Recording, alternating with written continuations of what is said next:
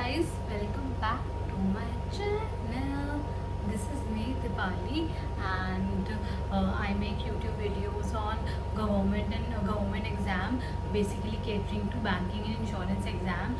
In the last year, that is the last year session, that is 2020 financial year 2024 and 25, I cleared three major exams catering to banking and insurance industry, which is NICL AO, that is New India Assurance Company Limited, for the post of administrative officer, and currently I am posted in one of their offices in India. And then I also cleared UIIC AO, and both these exams, NICL AO and UIIC AO, I have cleared with account specialization, and also I have cleared IBPS PO within a time span of 6 months only. So through YouTube. Through my YouTube channel, I want to guide many aspiring people who wanted to join this industry, banking and insurance industry, as it is a very growing industry. So I'm here to help you all. So guys, जैसा कि आप लोगों को पता है कि NIACL की new India insurance company limited की नोटिफिकेशन 2025 सेशन के लिए आउट हो चुकी है, जिसमें कि उन्होंने 117 जर्नलिस्ट पोस्ट निकाली है, and I think out of 266 मतलब 266 के अप्रॉक्स हैं, एंड बाकी सारी उन्होंने स्पेशलिस्ट पोस्ट निकाली है. तो मैं अभी जो बेसिकली दिस वीडियो का जो टॉपिक है, जैसा कि आप जिस टॉपिक को पढ़ के आए हैं, that is the account strategy for NIACL. Because guys UIIC AO की जो फाइनेंस स्पेशलिस्ट है, उसका सिलेबस काफ़ी डिफरेंट है, उसका एग्ज़ाम पैटर्न भी काफ़ी डिफरेंट है. बिकॉज UIIC AO में एग्ज़ाम जो है वो प्री और मीन्स 1 डे में ही होता है, और उसकी स्ट्रैटेजी भी काफ़ी डिफरेंट है, उसका सिलेबस भी काफ़ी डिफरेंट है. मैंने दोनों एग्ज़ाम्स क्लियर करे हैं, मेरी दोनों एग्ज़ाम में क्या स्ट्रैटेजी रही है वो मैं आपके साथ शेयर करने के लिए एकदम रेडी हूँ. तो दिस वीडियो मतलब in this video we will be restricting our to NICL AO account specialist specialization, जो अकाउंट स्पेशलिस्ट है हम उसके बारे में ही बात करेंगे डिटेल में. तो इस वीडियो में हम सिलेबस की बात करेंगे और स्ट्रैटेजी की बात करेंगे, और जो रिसोर्सेज हैं उसके लिए मैं अलग से वीडियो लाऊंगी, बिकॉज अभी मुझे इतना टाइम नहीं मिल पा रहा है, और रिसोर्सेज आज सच कुछ हैं नहीं मार्केट में अवेलेबल. तो मैंने जहाँ से करी थी वो मेरी स्ट्रैटेजी में ही कवर हो जाएगा. I hope this will find all this things, you all find it very helpful. So let's begin guys. और मैं अपना बैकग्राउंड बता देती हूँ. तो मैंने अपनी जो BCom ऑनर्स है वो हंसराज कॉलेज से करी है, दिल्ली यूनिवर्सिटी में. देन मैंने उसके बाद अपनी MCom, that is masters in commerce करी है Delhi School of Economics, then again Delhi University से. उसके बाद मैंने लास्ट 6 मंथ्स में ये सारे एग्ज़ाम्स क्रैक कर लिए हैं. तो फिर लेट्स बिगिन गाइस. और जैसा कि मैंने आप लोगों से प्रॉमिस कर रहा था कि मैं आपके साथ सिलेबस की मेन वीडियो लाऊंगी, because there is nothing available online. Because मेरे टाइम पे भी सेम ही इशू था कि कुछ भी इंफॉर्मेशन अकाउंट्स सेक्शन के लिए एग्ज़ाम प्रिपरेशन ऑफ NICL, कोई भी इंफॉर्मेशन कहीं अवेलेबल नहीं है. I also cried like you people only. तो सबको अपना वे फिगर आउट करना पड़ता है. मैंने अपना करा था, आप लोग लकी हो कि मैं अवेलेबल हूँ आपके लिए, कि मैं ये वीडियो बना रही हूँ और आपकी हेल्प करना चाहती हूँ इस वीडियो के थ्रू. So let's begin. तो guys let's begin. Let me show you the essence of all the accounting strategy I have keeping it in here in this diary.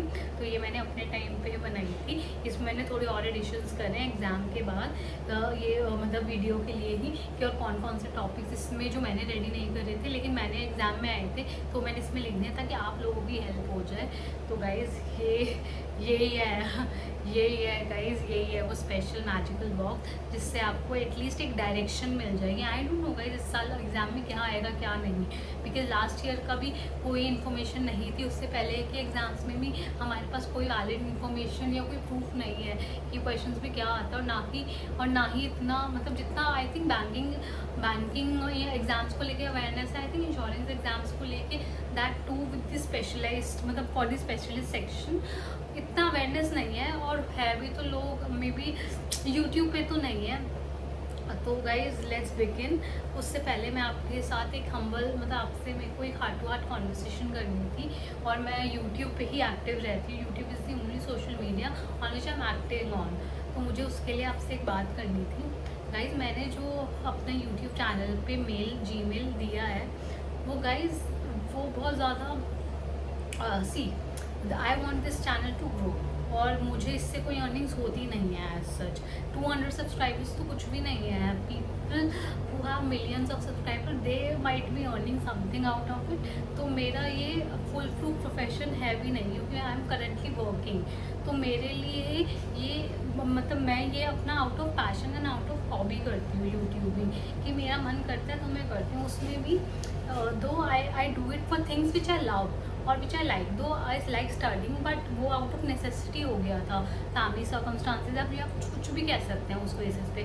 But makeup videos और something which I actually love making. But YouTubing पे मेरा ये जो guiding मतलब guidance देना या guiding वाली जो मैं सीरीज़ चला रही हूँ, it is just only for a social cause. कि मैं नहीं चाहती कि हर एक बच्चे को जो मतलब जो खुद से तैयारी कर रहा है, जिसके पास कोचिंग भी नहीं है, एटलीस्ट उसके पास एक गाइडेंस हो कि मुझे पढ़ना है, चाहे मैं अब खुद पढ़ लूँगा बिना कोचिंग, पर मुझे डायरेक्शन पता हो। That's why I am making these videos. और उसके लिए और उस गाइडेंस को प्रूव करने के लिए ही मैं ये टेस्ट सीरीज़ लॉन्च कर रही हूँ। गाइस, फ्री में मैं नहीं दे सकती, या मैं देना चाहूँगी तो इट्स नॉट गाइस, ये जस्टिस नहीं रहेगा। क्योंकि आपको ही पता है ऑनलाइन न्यू PDF सर्कुलेट हो जाती हैं, और उसमें मतलब ऑनलाइन आपके हार्डवर्क की वैल्यू मतलब ज़ीरो तो क्या आपकी नेगेटिव भी हो सकती है। You have to very cautious with your presence online. और मैंने अगर अपना जीमेल दिया है तो गाइज वो एक बहुत ही ज़्यादा मतलब एक्सट्रीम सर्कमस्टांसेस में दिया है कि बाई चांस अगर कुछ बहुत ही ज़्यादा इंपॉर्टेंट हो, या यूट्यूब को मुझसे कम्युनिकेट करना हो, या यूट्यूब पे किसी को मुझसे as a as a person की ये मतलब मेरी रिस्पॉन्सिबिलिटी है, मैं एक ऑर्गेनाइजेशन का पार्ट हूँ, तो वो मुझे फॉर्मली वहाँ से कनेक्ट कर पाएँ अगर अगर उनको मुझसे कुछ पर्सनली बात करनी है। बट अगर आप हर दिन कोई ना कोई पर्सन मेरे जीमेल पे मुझे मेल करेगा तो गाइस कोई मतलब ये मेरे लिए बहुत ज़्यादा डिफ़िकल्ट है जीमेल पे एक्टिव रह पाना, क्योंकि वो मेरा ऑफिशियल जीमेल नहीं है। आज यू और आप लोगों को पता नहीं है शायद, जैसे ही आप कंपनी में एम्प्लॉय होते हैं आपको कंपनी की आईडी ही ऑपरेट करनी पड़ती है। तो वो जीमेल भी मेरा कोई मतलब फंक्शनल जीमेल नहीं है, और वहाँ पे रिप्लाई कर पाना मेरे लिए बहुत ज़्यादा मुश्किल हो रहा है। तो मैं आपसे बस यही रिक्वेस्ट करना चाहती हूँ, मैं यूट्यूब पे ही एक्टिव रहती हूँ, आप मेरी सारी वीडियो के कमेंट देख लीजिएगा। बाई चांस ही कोई होगा जो मुझसे मिस हुआ कमेंट जिसका मैंने रिप्लाई ना करा हो, अनलेस एंड अनटिल वो बहुत ज़्यादा वो मतलब ऑफेंसिव होगा तो ही नहीं करा होगा, अदरवाइज़ मैं डिलीट भी कर देती हूँ ऐसे कमेंट्स जो ऑफेंसिव लगे। अदरवाइज़ मैंने मेजरली सबके ही रिप्लाई करे हुए हैं। तो guys just try to connect with me on the YouTube only, because मैं और किसी सोशल मीडिया पे एक्टिव नहीं हूँ। आप इंस्टा पे करते रहते हो मेरे को DMs और friend request, that will not solve your purpose nor mind, क्योंकि मैं एक वर्किंग प्रोफेशनल हूँ। I am not like other YouTubers जिनका सोल पर्पस जिनकी अपनी मतलब ब्रेड अर्निंग ही यूट्यूब से आती है। I am not one of those, I am doing this only for a passion and a cause, क्योंकि मेरी अपने पर्सनल रीज़न है कि मैं नहीं चाहती कि जितना हेल्पलेस मुझे फील हुआ था इस जर्नी में ऐसा किसी को भी हो। तो that's why I am just here for the guidance. अब ये मैं मतलब बिल्कुल नहीं चाहती हूँ कि आप मुझे इधर उधर सर्च करें। I am not active anyway, I am just active on YouTube. तो आपको जो भी क्वेरीज हैं, क्वेश्चन हैं, किसी भी चीज़ को लेकर आप यूट्यूब पे ही कमेंट करें। और बस गाइस यही मेरी रिक्वेस्ट थी। अब हम वापस back to the same topic आ जाते हैं, दैट इज़ अकाउंट सिलेबस। तो सबसे पहले हम इसकी स्ट्रैटेजी डिसाइड कर लेते हैं कि अकाउंट्स की स्ट्रैटेजी होनी क्या चाहिए। तो जैसा कि मैं आपको कहना चाहती हूँ कि अकाउंट्स में basically they are asking to both the things, क्योंकि दैट्स वाई अकाउंट्स का सिलेबस थोड़ा वो कंप्लीट कर पाना भी थोड़ा कम्बरसम हो जाता है, क्योंकि अकाउंट्स में थ्योरीज भी they are asking and practical questions they are also asking. तो इसमें time management is the crucial thing, first point, क्योंकि आपको जो प्रैक्टिकल क्वेश्चंस अकाउंट्स के करने हैं वो भी आपको टाइम फ्रेम में ही करने हैं। ऐसा नहीं है कि आपका रेशियो है, ट्रायल बैलेंस है, प्रॉफिट एंड लॉस का कोई क्वेश्चन है और आप लगे हुए हैं आपके सारे थ्योरीज क्वेश्चन उस पर सफ़र हो रहे हैं। No no no, you can do that. तो आप सबसे पहले अपने थ्योरीज क्वेश्चन निपटाना, मतलब अगर आप 1 to 40 की सीक्वेंस में चल रहे हैं, अगर आपको फर्स्ट 10 क्वेश्चन ही प्रैक्टिकल दिख रहे हैं तो I suggest try to avoid them. सबसे पहले आप अपने थ्योरी क्वेश्चन जब तक आपके 10-15 थ्योरी क्वेश्चन ना हो जाएंगे, एटलीस्ट आपका बेसिक मतलब 5-10 मिनट्स या 15 मिनट्स या 20 मिनट्स में आपके मतलब, क्योंकि वो 15 मिनट्स मैं भी ज़्यादा ही बोल रही हूँ, क्योंकि 40 मिनट्स या फिर आई डोंट रिमेंबर कि कितना टाइम मिलता है, बट इतना टाइम नहीं मिल पाता कि आप सारे प्रैक्टिकल क्वेश्चंस अटेम्प्ट कर भी पाएँ। तो आप अपनी थ्योरीज, क्योंकि थ्योरीज में आपको कुछ सॉल्व नहीं करना, आपको बस पढ़ना है, आपको आता होगा, आपने रिवाइज करा होगा तो आपको क्लिक कर जाएगा। नहीं तो आपकी प्रायर लर्निंग्स भी आपको फ्लैशबैक देती है, हाँ ये मैंने पढ़ा है, आपको कोई तो गट फीलिंग होगी कि स्ट्रैटेजिकली उस क्वेश्चन पे आ जाएंगे आंसर पे। तो आप थ्योरी क्वेश्चन स्ट्रैटेजी यही है कि आप थ्योरेटिकल क्वेश्चंस पहले अटेम्प्ट करना, फिर उसके बाद जो प्रैक्टिकल क्वेश्चन है उसमें भी सब डिविजन, जो वन लाइनर्स हैं जिसमें आपको पता है सिर्फ 1 स्टेप करने से आंसर आ जाएगा, वो वाले क्वेश्चन पहले अटेम्प्ट करना था एज कम्पेयर टू कि आप 3-4 स्टेप्स वाले क्वेश्चन पहले उठा रहे हो, क्योंकि उसमें वो टाइम कंज्यूमिंग हो जाएगा और उसका से और वो आपको फिर आपको कॉस्ट करेगा बाकी क्वेश्चंस में। So this is the strategy for accounting exam in terms of how to attempt the account section of NICL AO exam। अब हम सिलेबस पे आ जाते हैं। Let me open this is the diary, this is your magical diary। So इसमें मैंने अपने सारे topics लिखे हुए हैं जो मुझे कवर करने थे। सो 1 बाय 1 मैं चाहती हूँ कि मैं डिक्टेट कर रही हूँ और डिस्कस कर रही हूँ, तो आप पेन और पेपर लेके बैठे, क्योंकि मैंने इंटेंशनली PDF फॉर्म में नहीं बनाया, मैं चाह रही थी बनाना, बट मैंने सोचा नहीं, आपको अपने हैंड से लिखना है ताकि आपको ध्यान रहे कि ये टॉपिक्स आपको कवर करने हैं। सो फर्स्ट आप सबसे टॉप पे डालिए अकाउंट्स, NICL AO IM, और सबसे पहले गाइस ऊपर लिखे IM, you have to manifest it, I am an NICL AO officer 2025 batch. तो उसके बाद नीचे लिखिए अकाउंट्स स्ट्रैटेजी, उसके बाद सब हेडिंग डालिए ऐसे अकाउंट्स, उसके नीचे आप लिखिए जो अकाउंट्स में हमारा सबसे ज़्यादा प्राइम इंपॉर्टेंट टास्क है वो है अकाउंटिंग स्टैंडर्ड्स, क्योंकि इसमें आपको कुछ नहीं करना, आपको अंदर की डिटेल्स भी नहीं करनी है याद, आपको सिर्फ उसका अकाउंटिंग नंबर और वो किससे रिलेटेड है ये चीज़ याद रखनी है, रट लेनी है। आप अकाउंटिंग स्टैंडर्ड्स जो ICAI की वेबसाइट पे भी अवेलेबल होगी उनकी बुक, उनका इंडेक्स निकालो 2-3 पेज का और उससे अपने सामने चिपकाओ जहाँ भी आप पढ़ते हो, कि सबसे पहले आपको सुबह बैठ के हर बार यही रिवाइज करना है अकाउंटिंग स्टैंडर्ड 1, और वो भी अकाउंटिंग स्टैंडर्ड में भी इंडियस आपको कवर करने हैं। देखो मैंने यहाँ पे लिखा भी है, NIACL के लिए आपको अकाउंटिंग स्टैंडर्ड के इंडियस फॉलो करने हैं, UIIC के लिए क्या फॉलो करना है वो मैं आपको बता दूंगी सेपरेट वीडियो में, अभी हम NIACL पे ही फोकस करेंगे। तो आप उसमें अकाउंटिंग स्टैंडर्ड वो भी इंडियस का वो निकालो, या तो आप, क्योंकि मैं चाहती हूँ कि आप एक ऑथेंटिक सोर्स से करो, इसलिए ICAI जो institute of chartered accountants of India उनकी वेबसाइट पे जाके उनकी बुक निकालो। आई थिंक फाइनल ईयर में है अकाउंटिंग स्टैंडर्ड्स उनके में, और उनका इंडेक्स की 2-3 पेज की फोटोकॉपी निकालो और उनसे बैठ के याद करते रहो। Accounting standard 1, Ind AS 1 relating to this, Ind AS 2 relating to that. इसके क्वेश्चन आते हैं, हमारे टाइम पे ही 2 आए थे, एटलीस्ट आपके 2 मार्क्स पक्के हो जाएंगे 40 में से, और गाइस वो 2 मार्क्स मेक और ब्रेक कर देते हैं। और इसका तो आपको पता ही है रिजल्ट, मतलब अगर उन्होंने मेक और ब्रेक कर दिया 2 मार्क्स का, और जब मैं आपको बता रही हूँ कि इसके क्वेश्चंस आएंगे ही आएंगे, क्योंकि इसमें भी आए हैं, और अकाउंटिंग स्टैंडर्ड में कौन सी कैटेगरी UIIC में आती है वो मैं बता दूंगी, बट ये टॉपिक्स आते ही आते हैं, सबसे पहले आपको यही कवर करना है। उसके बाद आपको जर्नल लेजर और ट्रायल बैलेंस का बेसिक पढ़ना है। आपको ऐसे कोई क्वेश्चन सॉल्व या जर्नल लेजर नहीं आएगी बनाने, बस आपको बेसिक आइडिया होना चाहिए, जर्नल लेजर का बेसिक आइडिया, और ट्रायल बैलेंस का आपको पता होना चाहिए कि उसमें से इन्फॉर्मेशन निकालनी कैसे, क्योंकि उसका प्रैक्टिकल आएगा। वो तो ट्रायल बैलेंस दे देंगे, उसके बाद वो आपसे प्रैक्टिकल क्वेश्चन पूछेंगे, वो रेशियोज के फॉर्म में हो सकता है, वो किसी भी फॉर्म में हो सकता है। तो आपको इसलिए बेसिक आइडिया होना चाहिए तीनों चीज़ों का।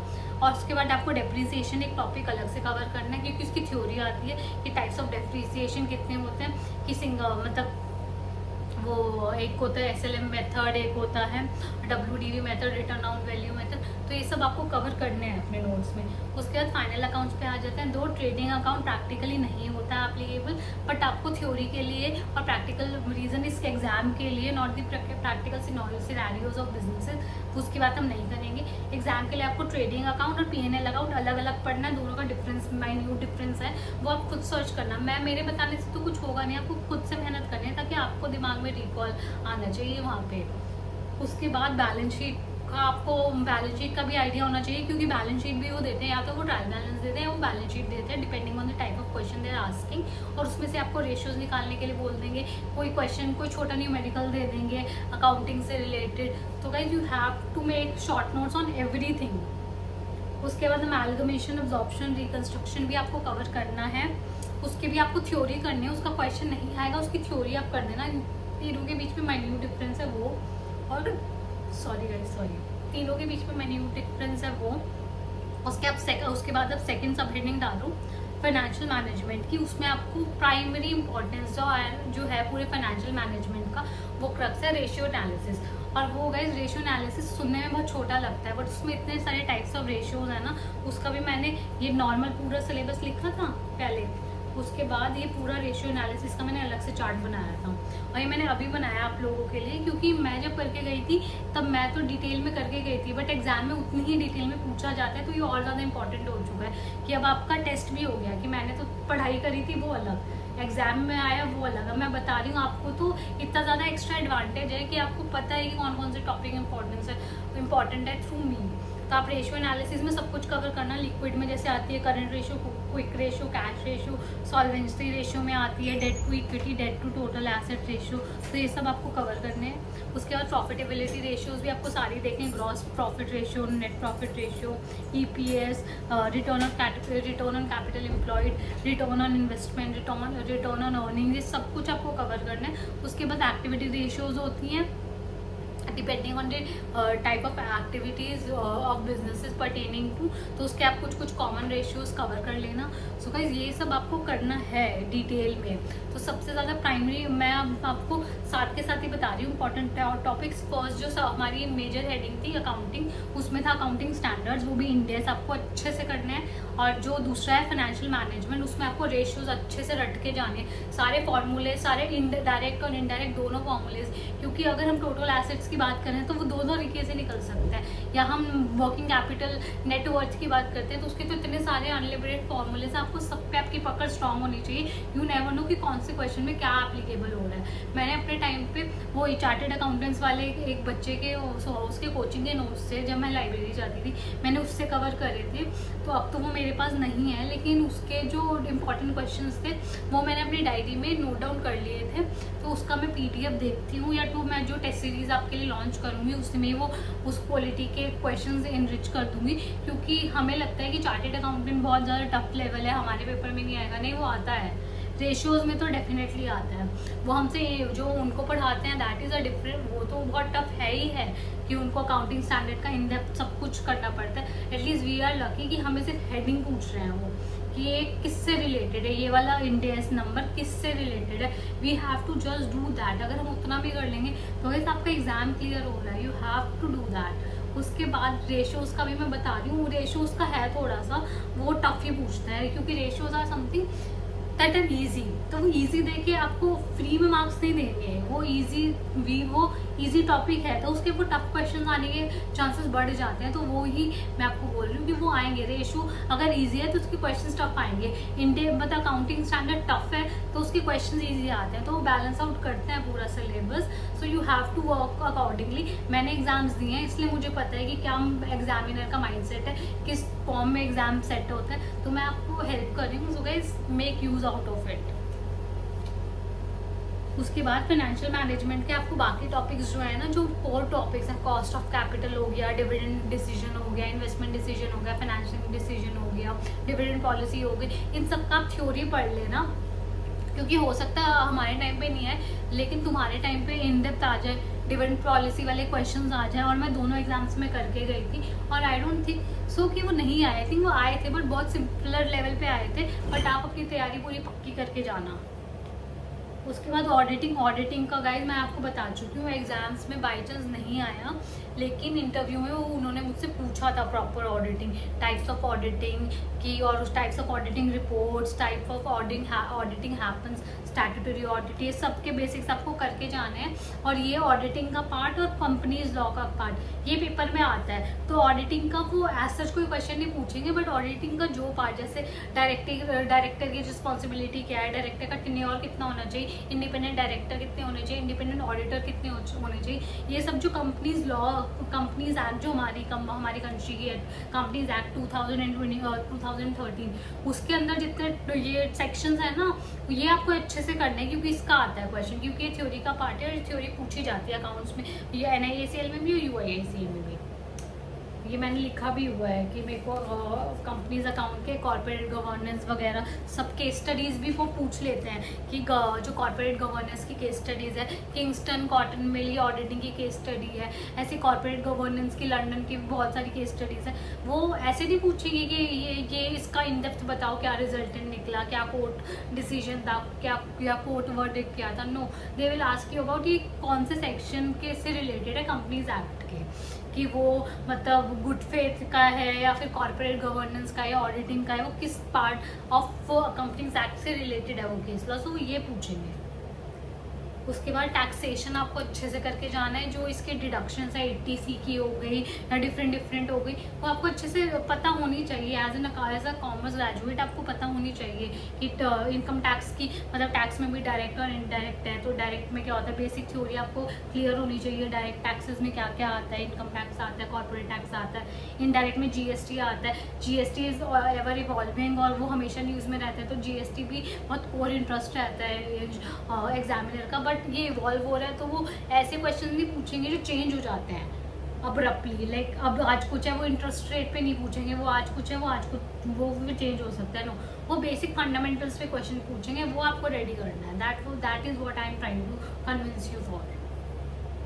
उसके बाद कॉस्ट अकाउंटिंग आपको करनी है। कॉस्ट अकाउंटिंग की तो गाइज मैं बता रही हूँ, इतना पेन है ना, मेरे को ही पता है मैंने कैसे उसको कवर करा है, because it's endless. Cost accounting is endless, you never know. इसके जो स्टैंडिंग, ये जो मैं लेकर स्टैंडिंग कॉस्टिंग और वेरियंस के इतने फॉर्मूलेज हैं, इतने टफ होते हैं, वो आप सॉल्व करते करते रह जाओगे, लेकिन आपको एक तरीका नहीं मिलेगा क्वेश्चन सॉल्व करने का। हर क्वेश्चन डिफरेंट तरीके से सॉल्व होता है।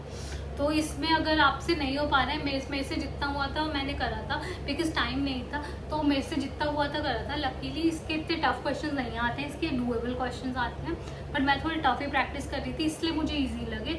तो आप भी अपनी प्रैक्टिस थोड़ी पक्की रखना कि आपको एग्जाम फिर ईजी लगे।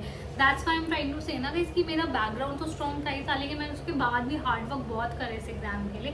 दैट्स वाई मुझे एग्जामिनेशन हॉल में मैं 37 या 38 क्वेश्चन में शॉर्ट थी कि ये मेरे ठीक होंगे। बाकी 2 क्वेश्चन मैंने छोड़े थे, मतलब शॉर्ट इन द सेंस कि हाँ मेरे को आता था तभी मैंने अटेम्प्ट करा है, और जो 2 क्वेश्चन मैंने छोड़े मुझे बिल्कुल आइडिया नहीं था तभी मैंने उनको छोड़ा है। और ये सिर्फ मैं NIC लेओ की बात कर रही हूँ, जबकि UIIC भी वो सेम जो नंबर ऑफ क्वेश्चन छोड़ने का रेशियो था वो बढ़ गया था वहाँ पे, जबकि वेटेज ज़्यादा थी फाइनेंस की। यहाँ पे तो 40 मार्क्स है, वहाँ पे 120 समथिंग वेटेज थी, तो उसमें मैंने 10 क्वेश्चन छोड़े हैं क्योंकि मुझे आइडिया नहीं था, मैं सिलेबस में कवर करके नहीं गई। बट अगर मैं इसमें 40 में से 37 बोल रही हूँ, तो वो मतलब मैंने कहीं ना कहीं अपने नोट्स में पढ़ा है, या तो मैंने पहले कभी पढ़ा है।